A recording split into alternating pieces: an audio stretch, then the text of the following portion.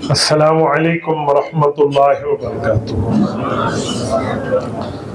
الحمد للہ وحدہ والصلاة والسلام علی من لا نبی بعدہ، اما بعد فاعوذ باللہ من الشیطان الرجیم، بسم اللہ الرحمن الرحیم، واما بنعمت ربک فحدث۔ اللہم صل علی محمد وعلی آل محمد كما صليت على إبراهيم وعلى آل إبراهيم إنك حميد مجيد، اللهم بارك على محمد وعلى آل محمد كما باركت على إبراهيم وعلى آل إبراهيم إنك حميد مجيد۔ آج 29 دسمبر 2024 بروز اتوار ہے،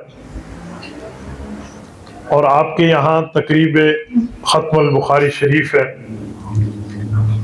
صحیح بخاری شریف کی آخری حدیث کے درس کی تقریب ہے۔ میں اسی حوالے سے آپ کی خدمت میں چند معروضات پیش کر رہا ہوں۔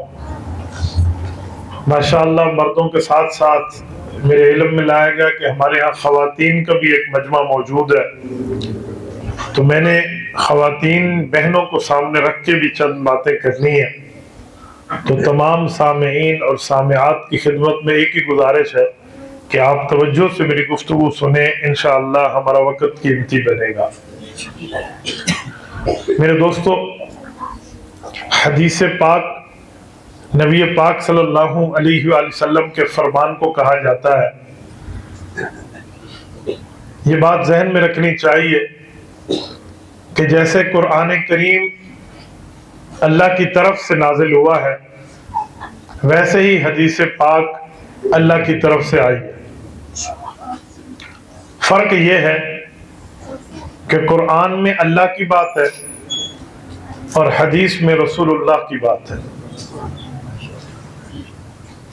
الفاظ کی ادائیگی کا فرق ہے، وہ قول خدا ہو یا قول مصطفیٰ ہو، بات ایک ہی ہے جس کو ہم شریعت کی بات کہتے ہیں۔ قرآن کریم لفظ اور معنی کے اعتبار سے اللہ کا کلام ہے، حدیث پاک لفظ رسول اللہ کے ہیں، معنی اللہ تعالیٰ کی طرف سے ہے۔ کئی جگہ قرآن کریم میں اللہ تعالیٰ نے اس مضمون کو بیان فرمایا ہے کہ یہ جو حضور پاک علیہ السلام کا ارشاد ہے وہ دراصل اللہ کا ارشاد ہے۔ کئی مقام پر یہ مضمون موجود ہے۔ میں ایک مضمون بطور ثبوت آپ کی خدمت میں پہلے نمبر پہ رکھ دیتا ہوں۔ دوسرا پارہ قرآن کریم کا اٹھائیں، پہلا صفحہ اٹھائیں، سورت نمبر 2 سورۃ البقرہ اٹھائیں، دوسرے پارے کا پہلا رکوع اٹھائیں۔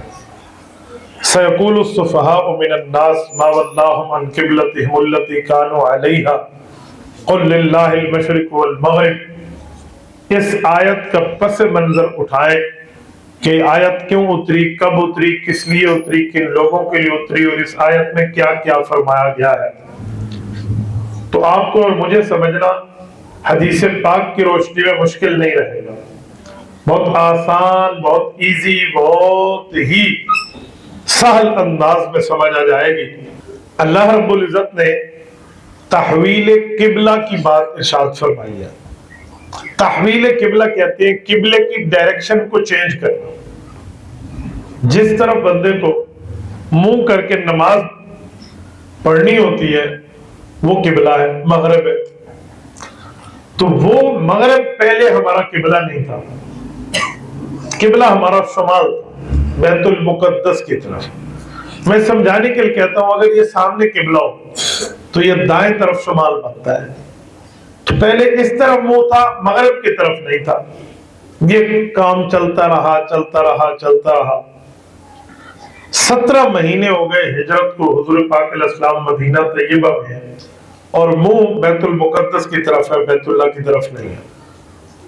حضور علیہ السلام کی چاہت تھی، حضور کے دل اقدس میں خواہش ابھرتی تھی کہ اے اللہ ایسا کیوں نہ ہو کہ بیت المقدس کی بجائے بیت اللہ ہمارا قبلہ ہو جائے۔ تو نبی علیہ السلام بعض اوقات آسمان کی طرف دیکھتے، وحی کے انتظار میں، اللہ کے حکم کے انتظار میں، حضور علیہ السلام یوں دیکھتے۔ تو تو رب نے یہی قرآن میں بتایا کہ قد نرا تقلب وجہک فی السماء، ہم نے آپ کے آسمان کی طرف چہرے کو دیکھنے کو جانا ہوا ہے، ہمیں پتا ہے۔ فَلَنُوَلِّيَنَّكَ قِبْلَةً تَرْضَاهَا، آپ کو پسندیدہ قبلہ ملے گا۔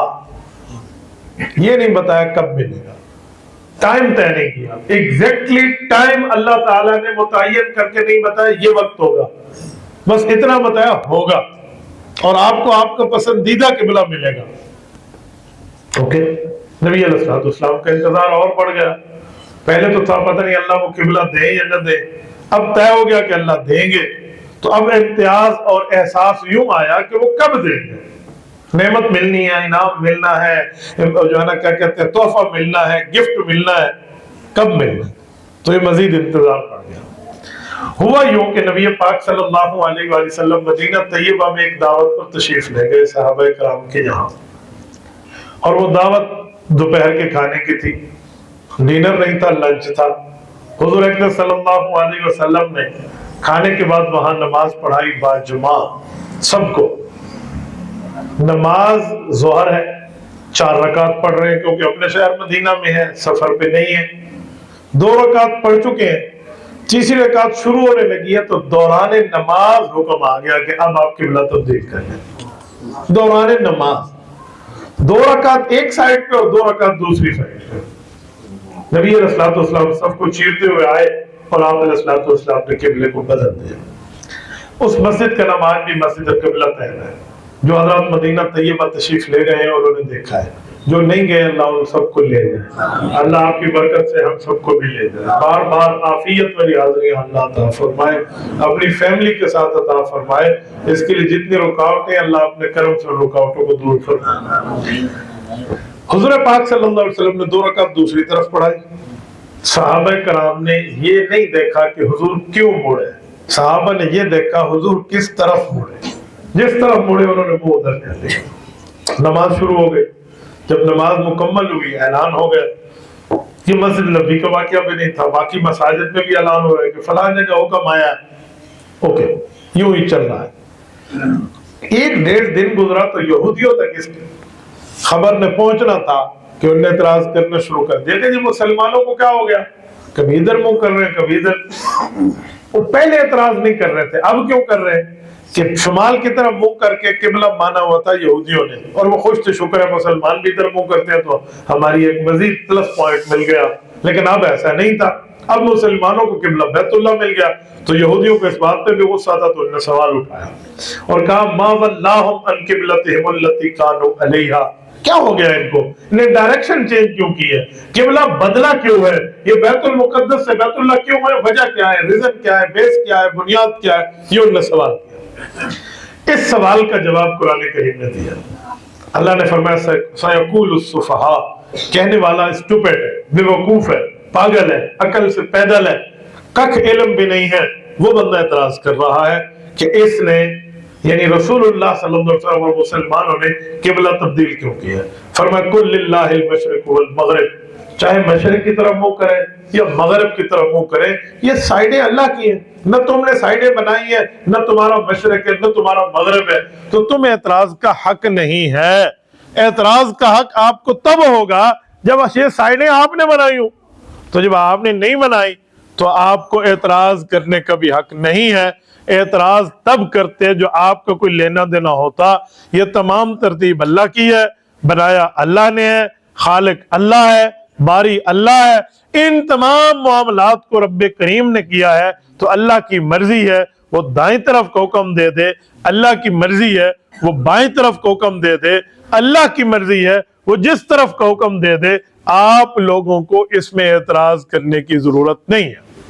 اچھا ایک بات یہاں ذہن میں رکھیں، جب رب کریم نے یہ آیت یوں نازل فرما دی، آپ مسئلے پر توجہ رکھنا کہ سائیڈ چینج کرنے کی ترتیب اللہ جل شانہ کی ہے، رب کریم جیسے چاہیں گے ویسے ہی اللہ تعالیٰ سائیڈ کو تبدیل کریں گے، یہ بات ہو گئی۔ تو یہاں جو بات میں کرنا چاہ رہا ہوں وہ اب شروع ہو رہی ہے۔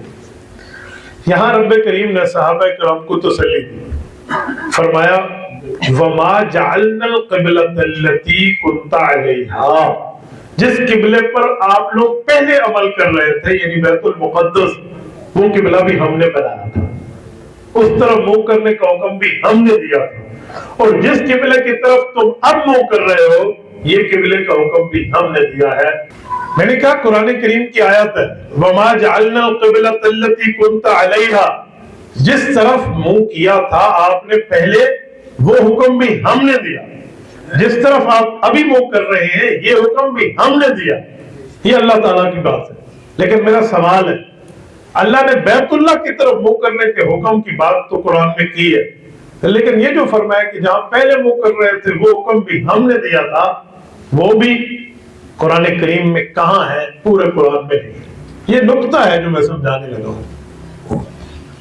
اللہ فرماتے ہیں جہاں پہلے حکم تھا وہ بھی ہم نے دیا تھا منہ کرنے کا، جہاں اب حکم ہے وہ بھی ہم نے دیا حکم۔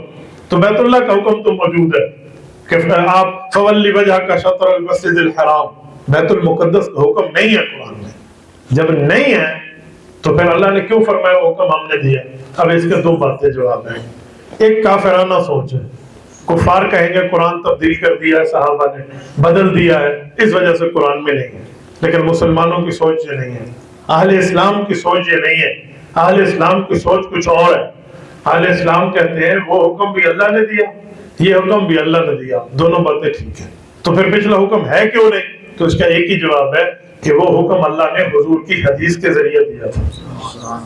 پہلے والا حکم حدیث کے ذریعے تھا، دوسرا حکم قرآن کے ذریعے تھا۔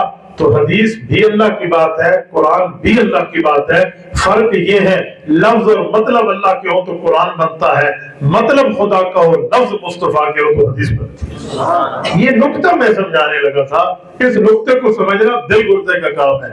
اس نقطے کو سمجھنے کے لیے بندے کی توجہ چاہیے، ورنہ ایسے فائدہ حدیث پاک میں ہے نعم الرجل الفقیہ ان احتیج علیہ نفع وان استغنی عنہ اغنی نفسا، فرمایا دین کا ماہر وہ بندہ ہے جو اس کی طرف توجہ کر کے آئے گا تو فائدہ لے گا، اس سے منہ پھیرے گا تو فقیہ کو منہ پھیر لینا چاہیے۔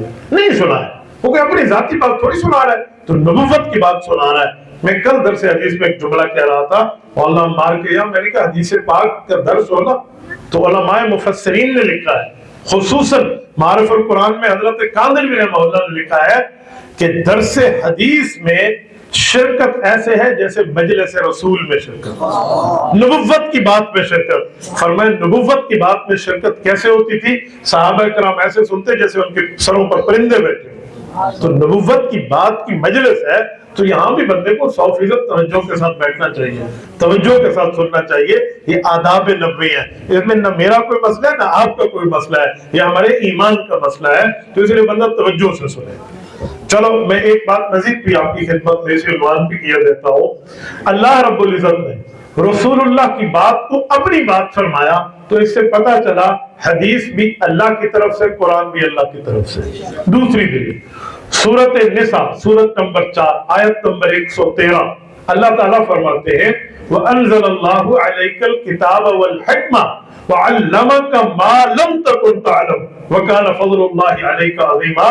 محبوب مصطفیٰ ہم نے آپ پر قرآن بھی نازل کیا، حدیث بھی نازل کی، والحکمہ وعلمک، اور ہم نے قرآن اور حدیث کو اتار کے آپ کو وہ پڑھایا ما لم تکن تعلم، جو آپ پہلے نہیں جانتے تھے، وکان فضل اللہ علیک عظیما، اور اللہ تعالیٰ کا آپ پر بہت بڑا فضل ہے کہ آپ کو قرآن بھی دیا ہے، حدیث بھی دی ہے۔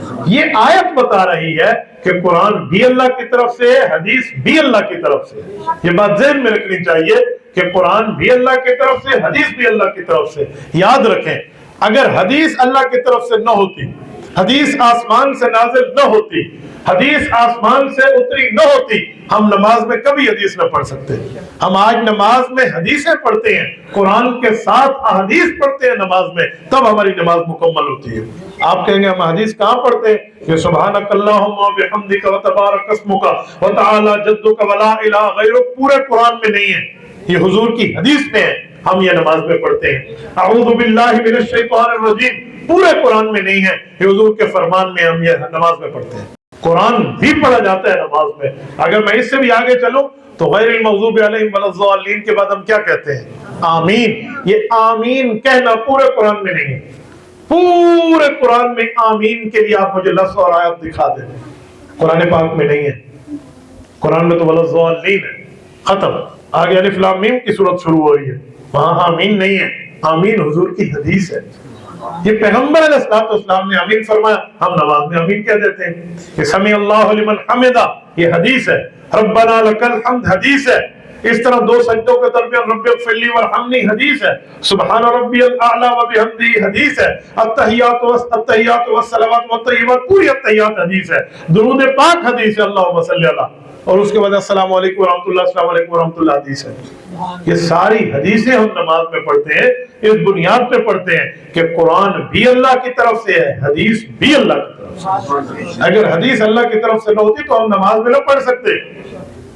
یہ جو ادعیہ معصورہ، یہ جو ہمارے یہاں ایک لفظ چلتا ہے کہ وہ دعا مانگو جو حضور سے نقل ہو کے آئی ہے، تو اس سے پتہ چلا یا قرآن کی دعا ہوگی یا حدیث کی دعا ہوگی۔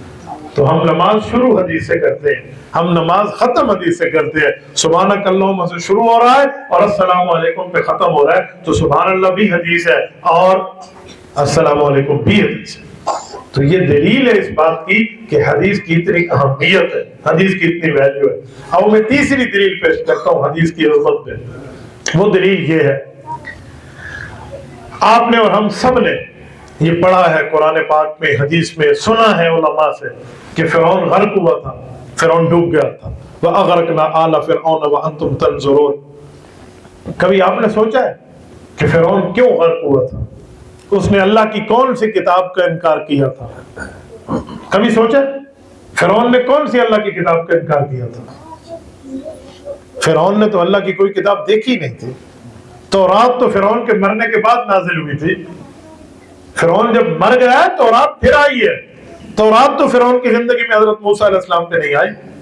نہ فرعون نے تورات دیکھی، نہ انجیل دیکھی، نہ قرآن دیکھا، نہ زبور دیکھی، اور فرعون کافر بنا، بے ایمان بنا، اور وہ مر گیا، عذاب میں آیا۔ کیوں؟ اس نے تو کوئی اللہ کی کتاب نہیں دیکھی تھی۔ یا تو فرعون کو اللہ کی کتاب دیکھتا، موسیٰ علیہ السلام پہ تورات اتری، تورات کی آیت حضرت موسیٰ نے سنائی، فرعون نے کہا نہیں مانتا، کافر ہو گیا، پھر سمجھ آتا ہے یوں نہیں ہے۔ فرعون نے تورات ویکھی کو نہیں تو فرعون پڑھ گیا۔ کیوں؟ اس کی ایک ہی وجہ ہے۔ یہ علامہ شمس القفانی رحمہ اللہ کا نکات فانی سے جملہ پیش کر رہا ہوں، وہ فرماتے ہیں ایک ہی وجہ ہے، فرعون نے موسیٰ علیہ السلام کی حدیث کا انکار کیا تھا۔ فرعون نے حدیث موسیٰ کا انکار کیا تھا، تو وقت کے نبی کی حدیث کی اتنی اہمیت ہے کہ اللہ نے اسے فرعون بنا کے غرق کر دیا تھا۔ تو اس سے اندازہ لگائیں حدیث پاک کی کتنی بڑی اہمیت ہے، حدیث کی کتنی ویلیو ہے، حدیث کا کتنا مقام ہے۔ اور یہ جو ہم آخری حدیث کے درس کی تقریب میں بیٹھے ہیں، تو یہ حدیثیں بیان کرنا، حدیثیں سنانا، یہ بھی اللہ نے حضور کو حکم دیا تھا۔ اللہ تعالیٰ نے فرمایا اے پاک پیغمبر آپ حدیث بیان فرمائیں۔ آپ کہیں گے کہاں فرمایا؟ یہ استدلال علامہ شبیر احمد عثمانی رحمہ اللہ کا فضل الباری جلد اول میں ہے۔ وہ ارشاد فرماتے ہیں بخاری کی شرح فضل الباری میں کہ اللہ نے فرمایا وَأَمَّا بِنِعْمَةِ رَبِّكَ فَحَدِّثْ، محبوب مصطفیٰ آپ پہ جو اللہ نے نعمت جاری کی ہے اس کو حدیث کی شکل میں بیان کر دیں۔ فحدث کا فحدث سے حدیث مشتق ہے۔ اس سے پتہ چلا حدیث اللہ کے حکم سے بیان ہو رہی ہے، حدیث اللہ کے امر سے بیان ہو رہی ہے، حدیث اللہ کے فرمانے پر بیان ہو رہی ہے۔ تو قرآن بھی ضروری ہے، حدیث بھی ضروری ہے۔ کتنی چیزیں ہو گئی؟ 4۔ آؤ میں 5ویں دلیل حدیث پہ دیتا ہوں، اب ذرا غور سے سننا، بہت علمی نکتہ میں اس کو عوامی لہجے میں سنانے لگا ہوں۔ بڑا رتبہ قرآن کا ہے یا حدیث کا ہے؟ قرآن کا، اس پر کوئی دوسری رائے نہیں ہے۔ اللہ کا قرآن سب سے بڑا رتبہ رکھتا ہے، اللہ کی کتاب ہے، اس کے بعد حضور کا فرمان ہے حدیث۔ یہ مسلمان کا ایمان ہے، آپ نے ٹھیک جواب دیا، لیکن میرا ایک سوال ہے، اللہ کا قرآن بڑا رتبہ رکھتا ہے، ہم بھی مانتے ہیں آپ بھی مانتے ہیں، توجہ مجھے یہ بتائیں، حدیث پاک کی اہمیت اگر ہم دیکھیں تو ہمیں ایک چیز مزید سمجھ آتی ہے۔ وہ کیا ہے کہ جب ہم ایمان لاتے ہیں تو پہلے ایمان قرآن پر یا حدیث پر؟ تو پہلے ایمان حدیث پر، پھر ایمان قرآن پر۔ میں پھر کہہ رہا ہوں، آپ شاید نہ سمجھو، پہلے ایمان ہم حدیث پہ لاتے ہیں، پھر ایمان ہم قرآن پہ لاتے ہیں۔ آپ کہیں گے کیسے؟ اب سنیں جواب۔ ہم پہلے ایمان حدیث پہ کیسے لاتے ہیں؟ قرآن اللہ کی کتاب ہے۔ کس کی کتاب ہے؟ یہ بات ہمیں کس نے بتائی؟ بولیے۔ قرآن اللہ کی کتاب ہے. یہ بات کس نے بتائی؟ حضور صلی اللہ علیہ وسلم نے. حضور کی بات کو کیا کہتے ہیں؟ تو ہم نے حضور کی بات کو سچا مانا پھر قرآن کو مانا نا. تو پہلے ایمان حضور پہ آیا پھر ایمان قرآن پہ آیا. پہلے ایمان حدیث پہ آیا پھر ایمان قرآن پہ آیا. تو پہلے تو ہم حضور کی بات کو سچا مان رہے ہیں.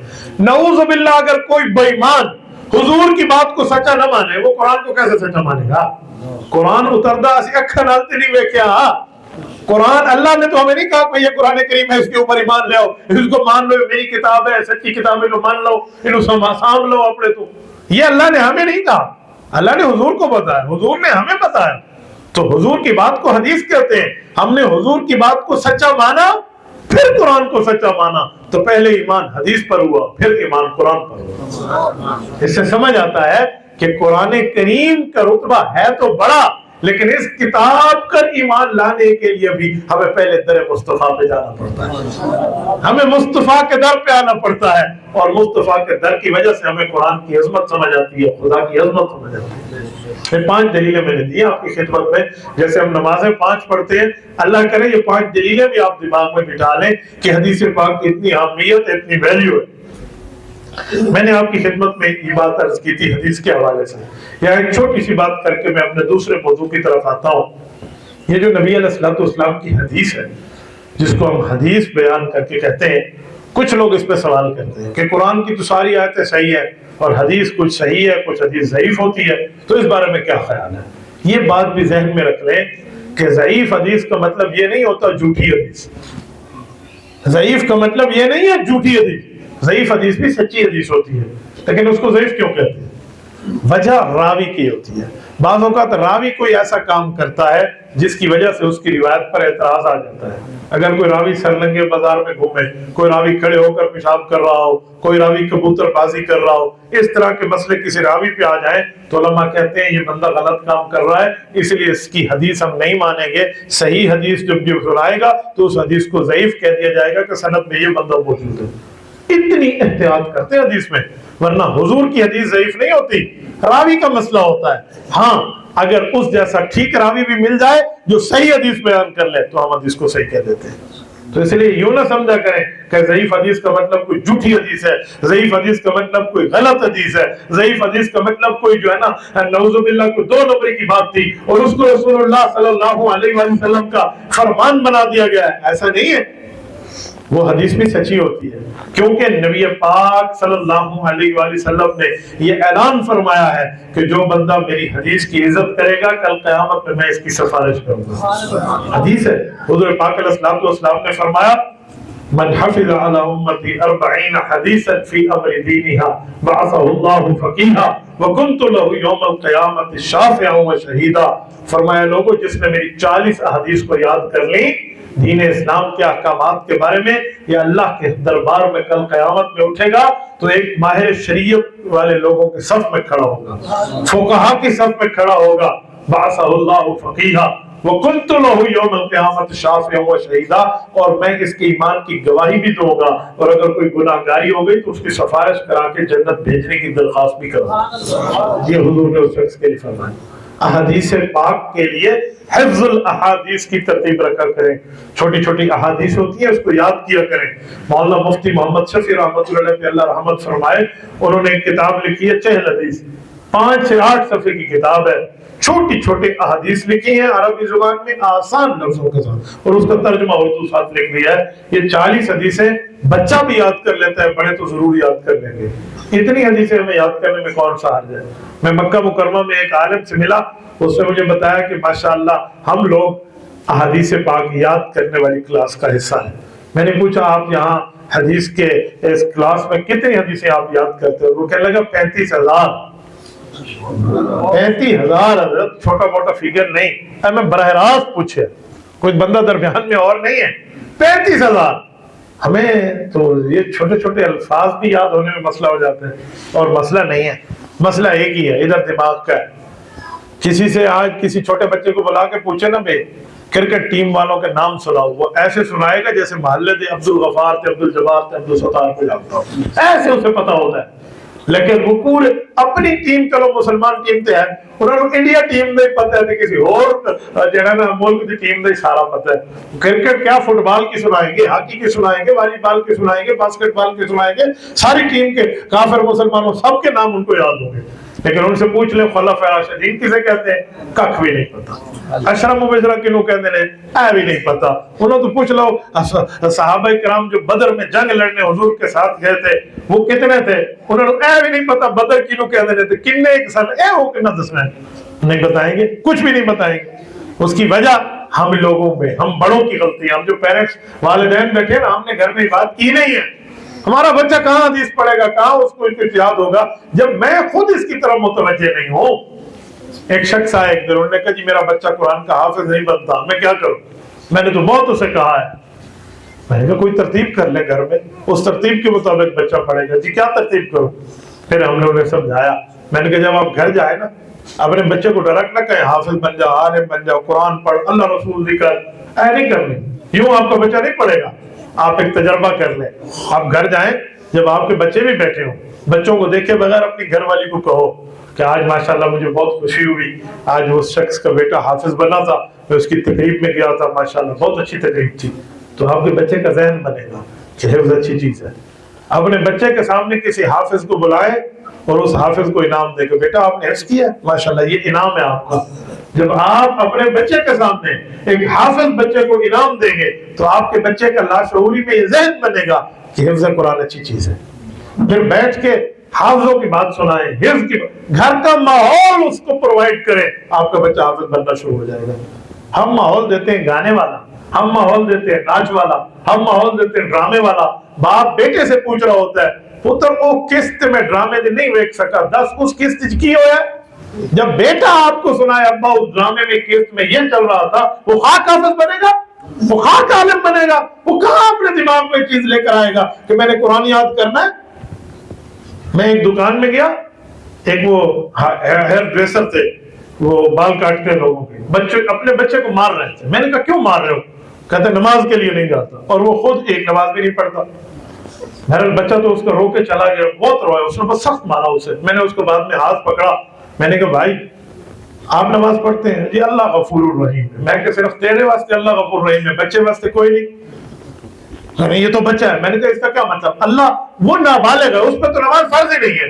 انہوں کوٹر پہ رہی ہے, تو نماز نہیں پڑھتا تھے, تو بچ رہے.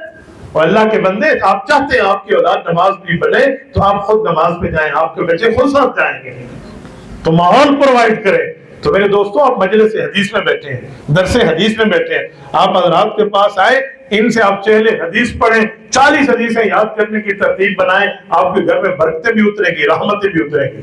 جس گھر میں قرآن پڑھا جائے, حدیث پڑھی جائے, اللہ رسول کی بات ہو جائے, اس گھر میں کسی عامل کو بلوا کر پھونک مارنے کی ضرورت نہیں پڑے گی. اس میں دم درود دے واسطے لوڑ نہیں پڑی بھی تو جن بھجا دے ہوتے, اے کر دے ہوتے تھے, او ہو گیا تھے, رات کی آوازیں آنے دے ہوتے, میں تو ڈر گیا سی, میرا اے ہو گیا. یہ ضرورت نہیں پڑے گی جس گھر میں اللہ رسول کی بات ہوگی.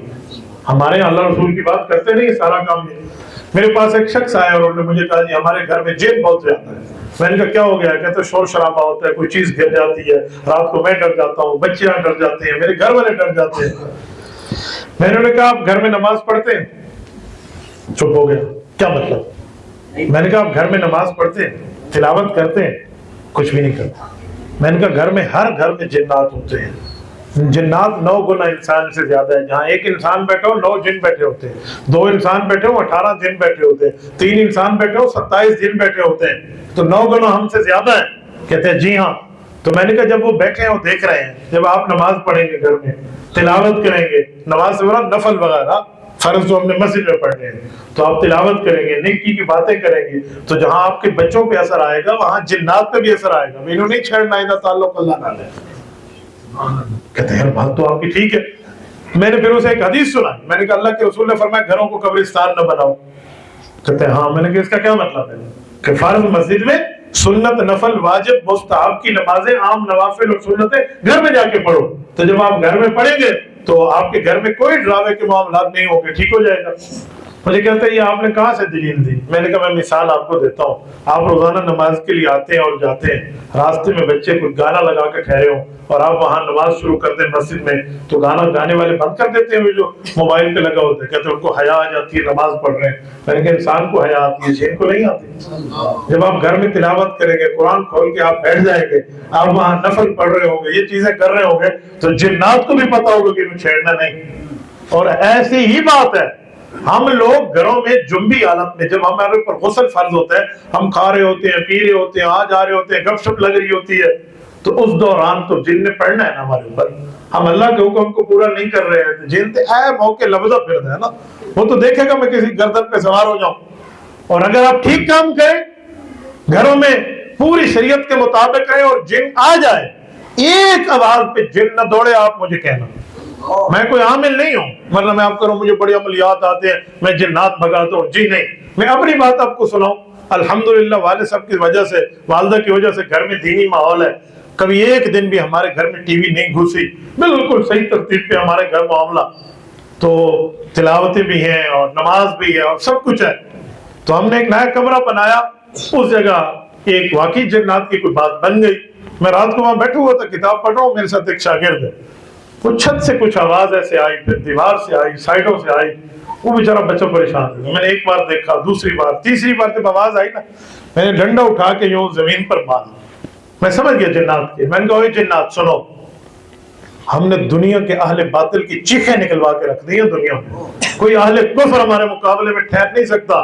ہر جگہ میں دلیل سے بات کرتا ہوں, قرآن اور حدیث سے. یہ ساری کتابیں میں نے اس لیے رکھی ہیں. اگر آپ لوگ مجھے نہیں جانتے کہ کون ہے, جاؤ اپنے باپ ماں سے پوچھو کہ ہم لوگوں نے دین کی خدمت کی. تم ہمارے گھروں میں رہتے ہو, رہ جاؤ, مجھے نہیں مسئلہ تمہارے رہنے پہ, لیکن یہ چھیڑ خانی آج مجھ سے کی ہے, پھر کیا تو اچھا نہیں ہوگا.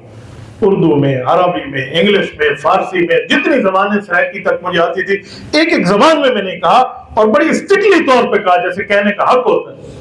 2014 آج 2024, 10 سال ہو گئے میرے گھر میں شراب نہیں ہوئی الحمدللہ. تو یہ گھروں کو بندہ ٹھیک کر لے, کسی عامل دے پیش ہونے کی لوڑ نہیں پڑنی. گھروں روزانہ کیا بندہ معاملات کرے گا, تو آپ جتنے بیٹھے آپ کریں گے انشاءاللہ. حدیث پاک چہل حدیث یاد کرنے کے لیے آئیں گے, یہیں سے وہ فورسٹیٹ کے طور پہ مولانا آپ سب کو دلا دیں تاکہ وہ حدیث کو یاد کرنا شروع کر دیں. اور اس کے ساتھ دوسرا میرا عنوان تھا خواتین اپنی بہنوں کے لیے, انہیں میں بھی 2-4 جملے کہتا ہوں. سب سے پہلی اور بنیادی بات, ہمارے یہاں خواتین کا ایک ذہن بنا ہوا ہے پردے کے معاملے میں. خواتین کہتی ہیں پردہ اصل میں دل کا ہوتا ہے, چہرے کے پردے کو پردہ سمجھتی نہیں ہے, وہ کہتے ہیں پردہ دل کا ہوتا ہے. خواتین سے پوچھیں کہ خدا تمہیں حج پہ لے جائے, عقل اللہ تمہیں عطا فرمائے, ہمیں ایک بات بتاؤ, دل تو پہلے پردے میں ہے نہیں ہے, دل تو پہلے پردے خفا میں ہے. کوئی دل ایسے تھوڑی ہے جو آنکھ اور ناک کی طرف باہر نکلا ہوا ہے, دنیا دیکھ رہی ہے. وہ بندہ بھی دل کہہ رہا ہوتا ہے نا, جس نے اپنے دل کو آج تک دیکھا ہی نہیں ہے. ڈاکٹر کے کہہ رہے کہ ہم نے یہاں کا دل مان لیا بھی دل ہے, اسی تے اپنا ہاتھ تے اوتے رکھ کے تے نہیں ویکھیا, تسی ویکھا ہونا تے اور گل ہے, میں تے کدی قسم نہیں ویکھیا. تو ہم یہاں دل تو ویسے ہی پردے میں ہے. تو جب دل پردے میں ہے تو آپ کیوں کہتے ہیں دل کا پردہ ہوتا ہے؟ دل تو ہے ہی پردے میں, پردہ تو جسم کا ہوتا ہے, پردہ تو چہرے کا ہوتا ہے. اس پردے کے معاملات میں بے پردگی ہر جگہ. وہ کچھ بات کو سمجھتے ہی نہیں ہے کہ جی پردہ کرنا بھی کوئی ضروری ہے. اگر پردہ کرنا ضروری نہیں ہے تو حضرت فاطمہ الزہرا رضی اللہ تعالیٰ عنہ نے کیوں کہا تھا میرا جنازہ رات کو اٹھے کہ غیر محرم کی نظر نہ جائے؟ حضرت اماں فاطمہ کا جنازہ رات کو اٹھا ہے نا کہ نبی کی بیٹی کا جنازہ ہے, اس کے اوپر کپڑا ہے تاکہ کپڑے پر بھی غیر محرم کی نظر نہ جائے. ہمارے ہاں آج تک لوگ اس کے پابند ہیں. جب کوئی خاتون دفن ہو رہی ہوتی ہے نا تو ادھر ادھر چادریں پکڑ لیتے ہیں, جی پردہ کر لو, عورت دفن ہو رہی ہے. میں نے کہا یہی چادریں زندگی میں تو اس میں آپ نے اس کو نہیں دی. قبر پہ تو چادر چڑھانے پہ آپ خوش ہو کر بیٹھ گئے ہیں, لیکن یہ چادر کسی ماں بہن بیٹی کے سر پہ ڈالنے کے لیے تو آپ تیار نہیں ہیں. وہ اکبر الہ آبادی نے کہا نا کہ کسی نے خواتین سے پوچھا تیرے پردے کو کیا ہوا, اس نے کہا میرے مرد کی عقل پہ پڑ گیا. تو واقعی ایسے ہے, جس مرد کی عقل پہ پردہ پڑ جاتے اس کی خواتین تو بے پردی گھومیں گی. میرے دوستو, اسی لیے پردے کا ماحول بنانا چاہیے. قرآن کریم خود کہتا ہے یا ایھا النبی قل لازواجک وبناتک ونساء المؤمنین یدنین علیہن من جلابیبہن ذلک ادنی ان یعرفن فلا یؤذین. سورۃ نمبر 33 سورۃ احزاب کا سیکنڈ لاس رکھو ہے. رب کریم فرماتے ہیں اے نبی پاک آپ 3 قسم کی عورتوں کا اعلان کر دیں، کل ازواجک اپنی بیویوں کو کہہ دیں، وبناتک اپنی بیٹیوں کو کہہ دیں، ونساء المؤمنین اور مؤمنین کی بیویوں کو کہہ دیں، یدنین علیہن من جلابیبہن، انہیں پردہ کرنا لازم ہے، ذالک ادنی ان یعرفن فلا یؤذین، یہ اسی لیے بہت چھوٹی سی بات سمجھائی جا رہی ہے تاکہ یہ عورتیں پہچانی نہ جائیں ورنہ تکالیف میں مبتلا ہو جائیں گی، یہ قرآن کہہ رہا ہے۔ اور بے پردگی کی کتنی تکالیف ہے وہ آپ بھی جانتے ہیں اور ہم بھی جانتے ہیں، پوری دنیا جانتی ہے، ان پردوں کے اوپر کوئی مسئلہ نہیں۔ اچھا بعض اوقات فیملی میں یا فیملی سے باہر بھی وہ کہتے ہیں خاوند نے مجھے اجازت دی ہے اس سے پردہ نہیں کرو، میں نے اپنے خاوند کے کہنے پہ پردہ اتار لیا ہے۔ خاوند کروڑ دفعہ بھی کہہ دے نا کہ اس سے پردہ اتار لو اور وہ شریعت میں اس سے پردہ ہے تو خاوند کے کہنے پہ پردہ نہیں اترتا۔ یہ خاوند ہے، اللہ نہیں ہے، خاوند ہے، خدا نہیں ہے، خاوند ہے، الہ نہیں ہے، خاوند ہے، ہمارا معبود نہیں ہے کہ اس کے کہنے میں شریعت کو کم چھوڑ دوں۔ کل آپ کو شوہر کہتے ہیں صبح کی نماز 1 رکعت پڑھو، تم کیا کہو گے؟ مجھے تو خاوند نے کہا تو 1 رکعت پڑھنی ہے، میں دوسری نہیں پڑھنی۔ نہیں، نماز کے موقع پہ تو آپ کہیں گے وہ اللہ کا حکم ہے، تو پردہ اللہ کا حکم نہیں ہے، پردہ خدا رسول کا حکم نہیں ہے۔ تو اس کے اوپر 100% بے پردگی کے معاملات ہیں۔ یاد رکھنا بے پردہ عورت دنیا میں گھومے گی، اس کی نماز، اس کا روزہ، اس کا حج، اس کا عمرہ، اس کی زکات، اس کی نیکی بھلائی خیر کی تمام چیزیں اس کو بے پردگی کے گناہ سے قیامت میں نہیں بچا سکیں۔ یہ نہیں کہا جا سکتا کہ جی اس نے تو حج کر لیا ہے، وہ حج کر لیا ہے جو بے پردگی ساتھ کر رہی ہے وہ، اس نے تو عمرہ کر لیا ہے، عمرہ میں جو بے پردگی ہے وہ۔ یہ نہیں کہا جا سکتا کہ اس نے روزہ رکھا ہے، روزے تو ثواب اپنی جگہ، لیکن جو بے پردگی کر رہی ہے وہ، اس کو نہیں دیکھا جائے گا۔ تو بے پردگی حرام ہے۔ جیسے مرد کو حکم ہے آنکھ نیچے کر، ویسے ہی عورت کو حکم ہے کہ تو پردہ کر، اور عورت کے لیے تو تھوڑا زیادہ معاملہ ہے۔ خواتین کا پردہ تو مردوں کے پردوں سے بہت بڑھ کے ہے، اس لیے اس معاملے کو دیکھنا ہوگا۔ میرے دوستوں، میرے بھائیوں، ہمیں خود گھر کا ماحول بنانا ہوگا۔ پردہ انتہائی معاملات میں پردہ ہوتا ہے، اور بعض لوگ ہم سے یہ بھی سوال کرتے ہیں جی چہرے کا پردہ ہوتا ہے؟ میں نے کہا نہیں بھولتے آپ، بازو کا پردہ ہوتا ہے، چہرے کا کوئی پردہ ہے؟ اصل پردہ چہرے کا ہے، وہ پوچھ رہے چہرے کا پردہ ہوتا ہے؟ نہیں، پردہ پاؤں کے ناخن کا ہے۔ اور کس چیز کا ہے؟ پہلی نظر چہرے پہ جا رہی ہے۔ اگر چہرے کا پردہ نہیں ہے تو پھر کس چیز کا پردہ ہے؟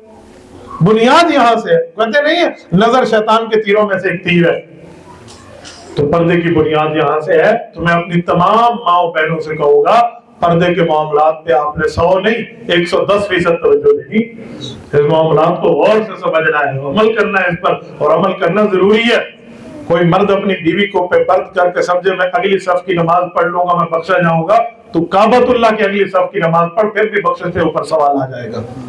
ایسے تھوڑی ہے کہ میں ایسے کر لوں گا ایسے کر لوں گا۔ پردہ اسلام کا حکم ہے اور پردہ کرنا ضروری ہے، واجب ہے، لازم ہے، کمپلسری ہے، اور یہ اسلام کے احکام ہے۔ اس کے ساتھ دوسری چیز وہ اچھا خاوند کے حقوق۔ ہاں ویسے یہ اچھی بات ہے کہ بیویوں کو سمجھایا جائے اور خاوندوں کو بھی سمجھایا جائے بیویوں کے حقوق کیا ہے۔ یہاں مرد بہت زیادہ بیٹھے ہیں، میں صرف خاوند کے حقوق بتاؤں تو ان نے ایسے سر اٹھا لینا ہے، تو میں بیوی کے حقوق بھی بتا دیتا ہوں اور خاوند کی بتا دیتا ہوں، ٹھیک ہے؟ انہوں نے بولی آئے لگا میں صرف 60 حقوق انہوں نے دسے نے، انہوں نے حقوق کے 7.5 نہیں دس دے، تو میں دونوں سنا رہا ہوں۔ دیکھیں بیوی کے حقوق جو خاوند پہ لازم ہے نا، ان میں یہ حق ہے کہ جو خود کھاؤ اسے کھلاؤ، جو خود پہنو اسے پہناؤ، یہ لازم ہے، واجب ہے، ضروری ہے۔ تو اسی لیے آپ اگر باہر کھانا کھا کے آتے ہیں اچھا سا، تو گھر والی کے لیے بھی لے کے جایا کریں۔ دوستوں میں بیٹھ کے آپ نے دہی بلے کھا لیے، چھولے چاول کھا لیے، آپ نے کچھ چنے ونے کھا لیے، آپ نے کچھ کولڈ ڈرنکس پی لی ہیں، تو گھر والی کے لیے بھی کچھ نہ کچھ لے کے چلے جائیں نا، تو اس کے لیے بھی آپ کو ساتھ دیکھنا چاہیے۔ اگر آپ بہترین زبردست سوٹڈ بوٹڈ بن کے گھومتے ہیں تو اپنی بیوی کے لیے بھی سوٹ رکھا کریں۔ ویسے ہوتے تو بیویوں کے زیادہ ہی ہیں مردوں کی بنسبت، لیکن پھر بھی میں کہہ رہا ہوں کہ وہاں بھی بندہ حق کے معاملات کو دیکھے اور ان کی عزت کرے، اور بیویوں پہ ہاتھ بھی نہ اٹھائے، بیویوں کو مارا نہ کرے۔ یاد رکھنا یہ مارنے والی ترتیب انتہائی غلط ہے۔ تو لوگ منہ پہ مارتے ہیں، تھپڑ مارتے ہیں، ایسا کچھ بھی نہیں ہے۔ یہ جو شریعت کے ایک حکم کی بات ہے وہ اس کی غلط تشریح کرتے ہیں، ایسا نہیں ہے۔ اور حدیث پاک میں تو اتنا فرمایا گیا کہ تمہیں شرم نہیں آتی جس چہرے کو آپ مانتے ہو اس چہرے کو پھر اپنی بیوی بھی سمجھتے ہو۔ تو ایسے کئی جگہ حدیث پاک میں شرم دلائی گئی ہے، بلکہ مرد کو یہ کہا گیا ہے کہ خیرکم خیرکم لأہلہ وانا خیرکم لأہلی، فرمایا بہترین مرد بننا چاہتے ہو، بہترین مرد بننا چاہتے ہو تو اپنے گھر والوں کی عزت کرو۔ حضور نے فرمایا میں بہترین مرد ہوں کیونکہ میں اپنی بیویوں کے ساتھ اچھا ہوں۔ ٹھیک ہے، تو اس لیے اپنی بیوی کی عزت کیا کریں، بیوی کو پاؤں کی جوتی نہ سمجھے۔ بیوی نے آپ کے لیے بھائی چھوڑا ہے، بہن چھوڑی ہے، ماں چھوڑی ہے، باپ چھوڑا ہے، آپ کے لیے وہ آنگن اور وہ گھر کا صحن چھوڑا ہے جس گھر کے صحن میں وہ اس بیچاری نے اپنا بچپن گزارا ہے۔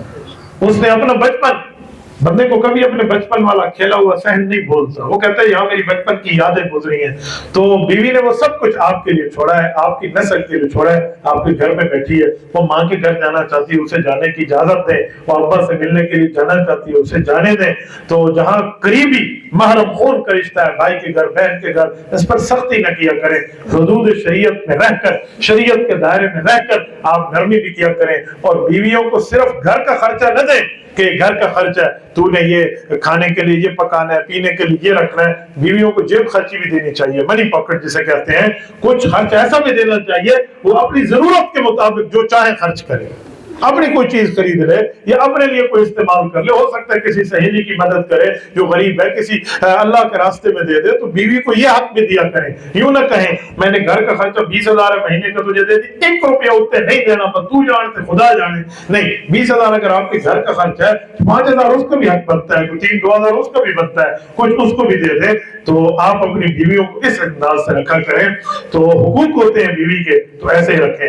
اور ایک بات اور بھی یہاں سنا دو کہ بعض اوقات ہم سے لوگ کہتے ہیں کہ ہم بیوی کے معاملات میں ٹھیک رہتے ہیں، تو ایک مشکل پیش آتی ہے ہمیں۔ وہ مشکل یہ ہے کہ ماں کو راضی کریں تو بیوی ناراض ہو جاتی ہے، اور بیوی کو راضی کریں تو ماں ناراض ہو جاتی ہے۔ تو اس بارے میں ہم کیا کریں؟ دونوں کو مینٹین رکھنا یہ بڑا مشکل ہو جاتا ہے۔ تو بہت آسان ترتیب ہے، اس میں بیویوں کو بھی کہوں گا اور خاندوں کو بھی کہوں گا، اصل راضی ہونا ماں کا ہے۔ ماں ماں ہے، بیوی بیوی ہے۔ جو آج کی بہو ہے یہ کل ساس بنے گی، جو آج ساس بنی ہوئی ہے یہ کل بہو تھی۔ تو اس کو بھی اپنا ماضی یاد رکھنا چاہیے اور اس کو اپنا فیوچر سامنے رکھنا چاہیے۔ نرمی رکھیں، سب میں اگر کوئی مسئلہ ہو جائے تو ماں کو سچا کیا کرو بیٹو، سب میں سچا ماں کو کرو، ماں ماں ہے۔ کمرے میں بیوی کے پاس جا کے گوڑے پڑھنے پہ ہوئے نا تو ملت ترلا کرنا پڑے کہ اسے ایک بات سمجھا دے کہ دیکھیں وہ میری ماں ہے، اس کے قدموں تلے میری جنت ہے، خدا کے لیے میری جنت خراب نہ کرنا۔ پیار سے سمجھا دیں، محبت سے، تھپڑ سے نہیں کہہ رہا آپ کو، پیار اور محبت سے سمجھاؤ۔ جو پیار اور محبت اور دلیل کی طاقت ہے نا، وہ کلاشنکوف کی گولی کی طاقت بھی نہیں ہے، جو دلیل کی طاقت ہے۔ رسول اللہ صلی اللہ علیہ وسلم نے دلیل کے ساتھ دنیا کو فتح کیا تو یدخلون فی دین اللہ افواجا، پھر فوج در فوج رسول اللہ کے قدموں میں آ کے ایمان لائے۔ تو اسی لیے یہ اس لاجک کے ساتھ، پیار کے ساتھ، محبت کے ساتھ گھر کے معاملات کو آپ چلایا کریں۔ اور میں بیویوں کو سمجھانے کے لیے ایک جملہ کہتا ہوں، آج کی بہو کل ساس بنے گی۔ آج تم اپنے خاوند کو اس کی ماں سے جدا کر رہے ہو تو یاد رکھنا پھر کل تیرا بیٹا بھی تجھ سے بہو لے کے جائے گا۔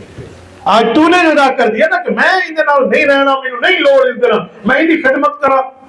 ساس کی خدمت موت پڑتی ہے نا آج تمہیں، تو یاد رکھنا کل تیری بہو نے بھی بڑھاپے میں تیرا ساتھ نہیں دینا، تو تیرے ساتھ بھی ہونا ہے۔ جیسے کرنی ویسے بھرنی، نہ مانے تو کر کے دیکھ، پھر یہ چیز سمجھ آئے گی۔ اس لیے نرمی کے ساتھ رہے۔ ماں کی خدمت پہ کہتے ہیں میرے اوپر اس کی خدمت لازم نہیں ہے، میں مانتا ہوں ٹھیک ہے، ماں کی یعنی ساس کی خدمت لازم اور فرض نہیں ہے، لیکن گھر میں اپنی ماں کی تو خدمت کرتی تھی نا۔ تو جب اپنی ماں کی کرتی تھی تو یار شوہر کی ماں ہے، اس کی خدمت کرنے میں کیا حرج ہے؟ شوہر کی ماں کو بھی چاہیے وہ بھی اسے بیٹی سمجھے نا، فرق وہ بھی تو نہ کرے۔ یہ حال نہ ہو، وہ کہتے ہیں ایک عورت کی ایک بیٹی کی شادی ہوئی اور ایک بیٹے کی، تو ایک بہو بنی اور ایک اس نے اپنی بیٹی کہیں دی۔ تو اس کی دوست کوئی خاتون تھی اور اس نے آ کے پوچھا، سنا اس عورت کا نام لے کے کی میں گزرتی پہ کوئی سنا؟ تو اس نے کہا جو میرا بیٹا ہے نا بس رنگ مرید ہے، ساری باتیں اپنی بیوی کی مانتا ہے، کخ بھی کوئی حال نہیں ہے، مجھے تو پوچھتے ہی نہیں۔ کچھ ٹائم گزرا تو اس خاتون نے دوسرا سوال کیا، سنا تیری بیٹی کی شادی ہوئی تھی وہ کیسے؟ کہا ماشاءاللہ میری بیٹی بہت خوش ہے، اس کا شوہر اس کی بہت عزت کرتا ہے۔ فرق کر کے بیٹھ گئی. تو جب آپ اس کا شوہر عزت کرتے یہاں بھی یہی کہتے ہیں کہ اس کا شوہر بھی اس کی عزت کرتا ہے, تو ایسے نہ کریں. ماؤں کو چاہیے حسد میں مبتلا نہ ہو, وہ اپنی بہو کی خوشی دیکھ کر خوش ہو جائیں. ایسے بہو کو چاہیے اپنی ساس کی خوشی دیکھ کر خوش ہو جائیں. ایک گھر میں بڑی لڑائی تھی روزانہ کی بنیاد پہ, تو مجھ سے مسائل لوگ پوچھتے ہیں, آ کے محلے والے بھی علاقے والے بھی, اور مولوی مفتی کہتے ہی اس کو ہے جو خاوند کی بات سن کے بیوی کے سامنے راز نہ کھولے, اور بیوی کے دینی مسئلہ سن کے اس کے گھر والوں پہ اس کا راز نہ کھولے, راز رکھ کے دونوں کو سمجھائے.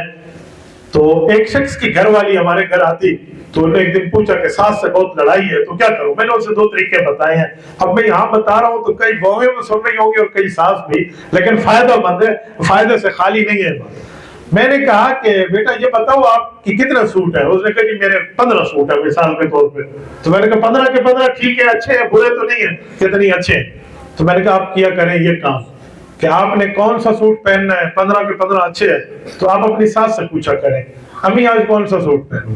کہ اس سے کیوں پوچھوں, میں نے کہا سن تو لو, اس سے پوچھو کون سا کلر پہنوں, پنک پہنوں, بلو پہنوں, وہ جانا کیا کہتے ہیں پیلا, ساوا, جوتا, ریڈ, جڑے لیں, کوئی ایک پوچھ لیں, وہ کوئی سوٹ ریکمینڈ کر دے آپ وہی پہن لیں. کیوں, اس کو خوشی ہوگی, مجھ سے پوچھ کے پہن لیں گے, تیرے لیے تو سارے سوٹ اچھے ہیں. بازار جاؤ نا, اپنے بچوں کے لیے کچھ لا رہے ہو تو 2 بسکٹ 2 ٹافی اپنی ساس کے لیے بھی لے کے آئے, یہ خوش ہو جائے گی. تو نے 5000 کی شاپنگ کی, اس کے لیے 50 روپے کر لیے, پھر بھی اس کو خوشی ملے گی. اور پھر اگر آپ کے ساتھ آپ کا شوہر ٹھیک ہے تو یہ نہ کہو کمرے میں بیٹھ کے میرے سرتاج تو میرے ساتھ بہت اچھا ہے, تو وفادار ہے. کمرے میں صرف نہ کہو, یہ پورے گھر میں بیٹھ کے اس کی ماں کو کہو کہ اماں تیری تربیت تھی, تیرا بیٹا میرے ساتھ بہت اچھا ہے. یہ ماں کو جا کے کہو, اس کی ساس کو کہو, تاکہ اس کا دل خوش ہو کہ میرا بیٹا اچھا تھا. اور یقین مانے فیصلہ باد کے بزرگ اس نے یہی کام کیا. وہ ساس بہو لگتی نہیں ہے, ماں بیٹی. تو اسی لیے ابتدا یوں کرنی ہوگی تو معاملات ٹھیک ہوں گے. ٹھیک ہے, تو یہ بیوی کے حقوق خاوند کی ذمہ داری ہے, آپ نے اس معاملے کو دیکھنا ہے. اور اگر آپ نے نہ دیکھا تو آپ کی اس پہ پکڑ ہوگی, قیامت میں گرفت ہوگی آپ کی. ٹھیک ہو گیا. اب میں دوسرا ورگ پلٹ کے خاوند کے حقوق بھی شروع کر رہا ہوں. اس معاشرے کے مظلوم فرد کے حقوق بھی بتا رہا ہوں جو بیویوں کے ہاں معاملات ہوتے ہیں. اب کا خطاب اور مخاطب میری صرف خواتین ہیں, چاہے وہ براہ راست سن رہی ہوں, چاہے وہ یہاں لائیو سن رہی ہوں جن تک آواز جا رہی ہے. اس کا تعلق مردوں سے نہیں ہے, اس بات کا تعلق عورتوں سے ہے. اپنے خاوند کو عزت دینا سیکھیں, اس سے پہلے کہ تمہارے خاوند کو کوئی اور عزت نہ دے دے. اگر تمہارے خاوند کو کسی اور نے عزت دے دی اور وہ وہیں متوجہ ہو گیا تو تم ہوتی بھی ہوگی. اس لیے بہتر ہے اپنے شوہر کو عزت دو, شوہر کے حقوق کا خیال رکھو. شوہر کا اتنا حق ہے, یہ میں اسی لیے نہیں سنا رہا کہ کوئی میاں اپنے اس حق کو نافذ کرے, نافذ نہیں کرنا, صرف سنا رہا ہوں. میاں کا اتنا حق ہے کہ لڑکی کا یعنی اس کی بیوی کا والد اگر فوت ہو جائے نا اور میاں کہہ دے باپ کے جنازے پہ نہیں جانا, تو شرعی طور پہ بیوی باؤنڈ ہے, وہ نہیں جائیں گے. اتنا حق ہے میاں کا. لیکن یہ بے ایمانی کرنی نہیں چاہیے. میں صرف سمجھانے کے لیے کہہ رہا ہوں, اس حد تک اتھارٹی ہے شوہر کی. اور بیویوں کو یہ بھی سوچنا چاہیے کہ شوہر کے حقوق میں یہ بات داخل ہے. میرے پاک نبی کے پاس صحابہ آئے اور انہوں نے آ کر عرض کی اللہ کے رسول ہم فلاں بادشاہ کے دربار میں گئے, وہ لوگ اپنے بادشاہ کو سجدہ کر رہے تھے. حضور نے فرمایا پھر تم کیا چاہتے ہو؟ کہا ہم یہ چاہتے ہیں کہ ہم تو آپ کو سجدہ کریں, آپ اللہ کے بعد سب سے بڑی شخصیت ہے, آپ سجدے کے لائق. حضور نے فرمایا نہیں, اگر اللہ کے علاوہ سجدہ جائز ہوتا تو بات بنتی, لیکن رب کے علاوہ تو سجدہ جائز نہیں ہے.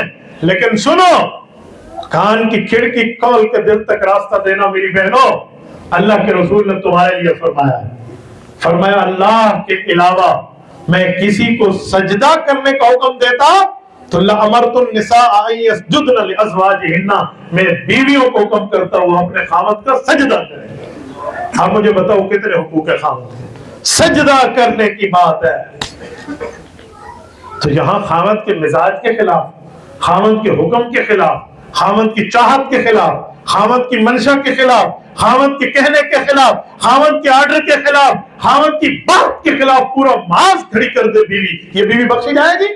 یہ سمجھتی ہے میں نماز سے, میں روزے سے, میں حج سے, میں عمرے سے, میں نیکی سے, میں صدقے سے بخشی جاؤں گی؟ کبھی بھی نہیں بخشی جائے گی اگر وہ اپنے خاوند کی نافرمان ہے. اللہ کے علاوہ کسی کو سجدے کا حکم ہے تو وہ شوہر ہے.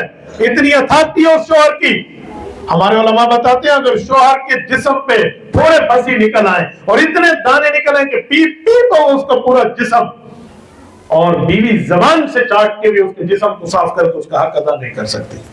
اتنا حق اللہ نے شوہر کو دیا ہے، اتنا مقام دیا ہے. کل یہ آپ کے لیے اجنبی تھا، آج 1 2 4 لفظ علماء نے پڑھے، نکاح کے خطبہ وہ آپ کے لیے حلال ہو گیا، پردہ ختم ہو گیا، وہ آپ کا شوہر بن گیا، آپ کا خاوند سرتاج آپ کا بن گیا. اتنا رتبہ ہے اس کا، تو اس رتبے کو خیال کیا کریں. کبھی بھی یہ ظلم نہ کریں اپنے آپ پہ کہ اپنی اولاد کو اس کے باپ کے خلاف ذہن دے. جو بیوی اپنی اولاد کو باپ کے خلاف ذہن دیتی ہے وہ دراصل اپنے پاؤں پہ کلہاڑی مار رہی ہوتی ہے. وہ معاشرے میں ایسی اولاد تیار کر رہی ہوتی ہے جو اولاد معاشرے میں جا کے آگے گناہ کرے گی لوگوں کی بچیوں کی عزتوں کے معاملات سے، اور اس کی ذمہ دار یہی ناعاقبت اندیش ماں ہوگی جو اپنی اولاد کو یہ جملے سکھا رہی ہے. اگر کوئی بیوی اولاد کے سامنے میاں کے ساتھ بدتمیزی کرتی ہے، غلط بولتی ہے، اونچا بولتی ہے، بد زبانی کرتی ہے، تو وہ صرف خود بد زبانی نہیں کر رہی، اپنی بیٹیوں کو بھی یہی سبق دے رہی ہے کہ تم اپنے میاں کے ساتھ ایسا کرنا، کل وہ کرے گی تو طلاق کی ڈگری پائیں گی. پھر اللہ محفوظ رکھے. یہ چیزیں ہوں گی. وہ کہتے ہیں یاد رکھو جہاں رشتہ کر رہے ہو نا، لڑکی کو نہ دیکھو، لڑکی کی ماں کو نہ دیکھو، لڑکی کی نانی کو دیکھو. اس کی نانی نے اس کی ماں کی تربیت کیسے کی ہے، تو جب نانی کی نے ماں کی تربیت جیسے کی ہوگی تو ماں اپنی بیٹی کی تربیت بھی ویسے کرے گی. اس بنیاد پہ رشتے ہوتے ہیں. گھر کے معاملے عورتوں کی جو ہے نا کیا کہتے ہیں چلانے سے چلتے ہیں. یہاں خیانت نہ کیا کریں. اللہ کے رسول نے فرمایا وہ عورت جنت جائے گی جو عورت 4 کام کرے گی. پوچھا کہ اللہ کے رسول وہ 4 کام کون سے ہیں؟ فرمایا 4 کام عورت کر لے، جنت کا ہر دروازہ اس کو بلائے گا میری طرف سے جنت داخل ہو جا. پوچھا اللہ کے رسول وہ کون سے کام ہے؟ فرمایا اذا صلت المرأة خمسها صامت شهرها اور اطاعت بالها. حضور پاک علیہ الصلوۃ والسلام نے فرمایا حفظت فرجها دخلت من ای ابواب الجنت شاہد. فرمایا اذا صلت المرأة خمسها، جب عورت 5 نمازوں کی پابندی کرے، صامت شهرها رمضان کے روزے کی پابندی کرے، حفظت فرجها اپنی عزت کی حفاظت کرے، اطاعت بالہا اور اپنے خامن کی 100% اطاعت کرے، دخلت من ای ابواب الجنت شاہد، جنت کے 8 دروازے میں جس دروازے سے چاہے گی جنت اس کا استقبال کرے گی. یہ میرے پاک نبی کا فرمان ہے. خواتین کا دین بہت آسان ہے. مردوں کے کئی حقوق ہیں، کئی باتیں ہیں، تب جا کر مرد کی ذمہ داریوں میں پھر جا کے جنت ملے گی. عورت کا بہت آسان ہے، نماز پڑھو، روزہ رکھو اور اپنی عزت کی حفاظت کرو اور شوہر کی اطاعت کرو، یوں جنت جائے گی. یوں پرابلم ہی نہیں ہے، ایزی وے ہے، بہت آسان ہے. میں دوسرے لفظ میں کہوں مرد اگر بائی روڈ جنت جا رہا ہے تو عورت گویا بائی ایئر جنت جا رہی ہے. لیکن تب جب وہ ٹھیک کام کرے نا، وہ صحیح معاملات میں چلے. آج عورت کے لیے پتہ ہے سب سے بہتر پیسہ اس کے باپ کا ہوتا ہے جو اس کا وہ خیال کرتی ہے. اپنے میاں کے پیسے کو بھی بہتر پیسہ سمجھے، اپنے میاں کے پیسے کو بھی اچھا پیسہ سمجھے. یوں نہ ہو تم نے اس کے مال میں خیانت کر دی تو یاد رکھیں آپ نے تم نے اس کے مال میں خیانت کی، اللہ کی طرف سے گرفت آئے گی، اللہ کی طرف سے پکڑ. یہ چیزیں سمجھائی جاتی ہیں. اس لیے عورت کو اپنے شوہر کے معاملات دیکھنے ہوں گے. شوہر کی اجازت کے بغیر گھر سے قدم نہ نکلے. شوہر کی اجازت کے بغیر کسی سے تعلقات، چاہے خاتون کیوں نہ ہو، اس سے بھی تعلقات نہیں رکھنے. شوہر نے منع کر دیا اس جگہ نہیں ہے تو پھر نہیں ہے. آپ نے شوہر کی بات کو ماننا ہے، شوہر کے معاملات کو دیکھنا ہے. شوہر کے معاملات کو سمجھتے ہوئے آپ شوہر کی اطاعت میں مر گئی، اللہ کے یہاں سرخرو ہو جاؤ گی. اور اگر آپ شوہر کی نافرمانی میں مر گئی، بیت اللہ کے مطاف پہ بیٹھ کے مرو گی. بخشش نہیں ہے تب تک جب تک یہ راضی نہیں ہے. اتنی اتھارٹی ہے خاوند کی، لیکن عورتیں اس کو سمجھتی تک ہی نہیں. جہاں بیٹھے اپنے بندے کا گلا، جہاں بیٹھو اپنا بندہ ہی آئیں گے. عورت کے یہاں سب سے خوش قسمت باپ کا، اور سب سے خوش قسمت فرد اس کا بھائی، اور سب سے خوش قسمت اس کی بہن، کیونکہ بہنوں ہی اس کے ساتھ بہت اچھا ہے، اس کا خامد اس کے ساتھ ٹھیک ہے. اور سب سے پیارا اس کے لیے بیٹا، اور دنیا کا فضول اور 3rd کلاس بے عقل اس کا جو ہے وہ شوہر ہے. بندہ تو کسی کم نہیں. لو جی میں اب خواتین سے مخاطب ہوں تو ایک جملہ کہتا ہوں. ایک جگہ میں گیا تو ایک خاتون کی زبانی بات چھڑا لوں. وہ خاتون ایک دوسری کو کہہ رہی ہے بہن اس دنیا میں سچا پیار نہ ہے، میں نے اس دنیا میں سچا پیار دیکھا ہی نہ ہے. دوسرے نے پوچھا کتنے بچے ہیں؟ کہا جی میرے 10 بچے ہیں لیکن سچا پیار مجھے نہیں ملا۔ آپ مجھے بتائیں جب شوہر کی یہی عزت کرے گی عورت، 10 بچوں کی ماں بھی ہے اور سچا پیار نہیں ملا، تو بچے انٹرنیٹ سے ڈاؤن لوڈ ہوئے ہیں، کیا آپ سچے پیار کی بات نہیں کر رہے؟ میں جب میاں بیوی بوڑھوں کو کوئی بات سنوں کہ بوڑھے میاں بیوی ہیں تو مجھے بڑی خوشی ہوتی ہے۔ میں کہتا ہوں ان میاں بیوی نے بڑھاپے تک اپنے آپ کا رشتہ بحال رکھا ہے، کتنی مرتبہ انہوں نے ایک دوسرے کو معاف کیا ہوگا، کتنی مرتبہ معاف کیا ہوگا۔ میں نے اپنی امی ابا کو بڑھاپے میں دیکھا ہے، سفید بالوں میں دیکھا ہے۔ خدا کی قسم اس لیے نہیں کہہ رہا کہ میری ماں اور باپ ہیں، میں اس بنیاد پہ کہہ رہا ہوں کہ میں مجلس حدیث پہ بیٹھ رہا ہوں، میں نے زندگی میں کسی ایک دن کسی ایک لمحے اپنے ماں باپ کو لڑتے نہیں دیکھا، واللہ نہیں دیکھا۔ ہم 12 بچے ہیں اپنی اماں کے، اطاعت اس حد تک ہماری والدہ میں تھی۔ سیدہ حضرت علی المرتضیٰ کی نسل ہے میری والدہ، ہاشمی سیدہ ہے۔ اتنی عزت ہمارے والد کی ابا نہیں کہنے دیتی، ابا جی کا لفظ ہوتا تھا۔ کبھی ہم ابا کا لفظ بولے امی ایک آنکھ ہمیں دیکھتی وہاں جان کانپ جاتی۔ والد سے تو اتنا ہمیں ڈر ہوتا تھا، ابا کے سامنے تو 2 لفظ ہی ہم نہیں بول سکتے تھے۔ میں نے والد اور والدہ سے جب بھی غصہ اپنا میرے اوپر ہوا ہے تو وجہ یا یہ ہے میں نے نماز میں سستی کی ہے، یا میں نے کوئی دینی کام میں سستی کی ہے، یا میں نے سبق سنانے میں کوئی مسئلہ کیا ہے۔ میں نے والد صاحب کو وَلَوْ أَعْجَبَكُمْ اور وَلَوْ أَعْجَبَتْكُمْ کے اوپر یوں تھپڑ اٹھاتے دیکھا تھا کہ فرق تو سیدھا قرآن کی آیت میں نہیں پڑھ رہا، وہ وہاں اس حد تک ہے۔ تو اس حد تک معاملات ہوں گے تو پھر اولاد ٹھیک بنے۔ تو میری دوستوں میں اس بنیاد پہ آپ کو بھی کہہ رہا ہوں اور اپنی بہنوں کو بھی کہہ رہا ہوں، آپ کے اوپر اللہ کے بعد سب سے بڑا حق شوہر کا ہے، پھر ابا کا ہے۔ ایک ہے کنواری خاتون، ایک ہے شادی شدہ اور میرڈ لڑکی۔ جو کنواری عورت ہے اس کے اوپر سب سے زیادہ حق اس کے ابا کا ہے، اس کے والد کا ہے۔ والد سے پوچھے بغیر یہ کچھ بھی نہیں کر سکتی، لیکن اگر یہ میرڈ ہے، اگر یہ شادی شدہ ہے تو اس کے اوپر سب سے بڑا حق جو ہے وہ اس کے شوہر کا ہے، سب سے بڑا حق اس کے شوہر کا ہے۔ یہ اس معاملات کو دیکھیں گے، اگر اس معاملے کو دیکھے بغیر یہ عورت زندگی گزار گئی تو پھر اس کی دنیا بھی گئی اور آخرت بھی گئی۔ اللہ آپ کو رحم صراط مستقیم عطا فرمائے، دین حنیف دین سعید پر عمل کی توفیق عطا فرمائے۔ اقول قولی ھذا واستغفر اللہ وآخر دعوانا ان الحمد للہ رب العالمین۔